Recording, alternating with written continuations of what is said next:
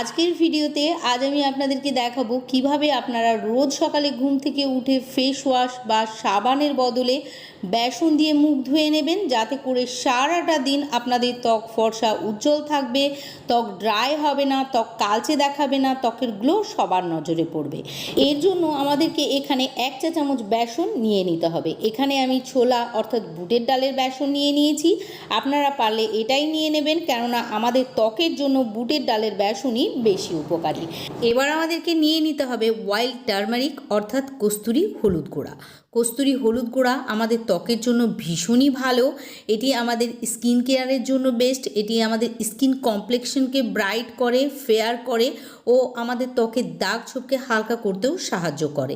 Next আমাদেরকে 1 চা চামচ মধু নিয়ে নিতে হবে। মধু আমাদের ত্বককে ডিপলি ময়শ্চারাইজ করবে, ফলে আমাদের ত্বকে সহজে রিঙ্কেল, ফাইন লাইন আসবে না, ত্বক নরম, কোমল, মোলায়েম থাকবে। সেই সঙ্গে মধু ত্বককে সহজে একনে, পিম্পল হতে দেবে না।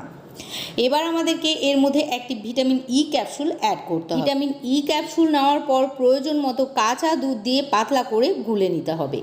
সবগুলি উপকরণকে একসঙ্গে ভালোভাবে মিশিয়ে নেওয়ার পর মুখের ত্বকে ও গলায় লাগিয়ে নেবেন ও ত্বকে ফেস ওয়াশ লাগানোর পর যেভাবে ত্বক ঘষে নেন ঠিক সেইভাবেই 2 থেকে 3 মিনিট ঘষে নেবেন। তারপর এটিকে 10 থেকে 15 মিনিট ত্বকে লাগিয়ে রেখে দেবেন, তাহলেই এটি ফেস প্যাকেরও কাজ করবে।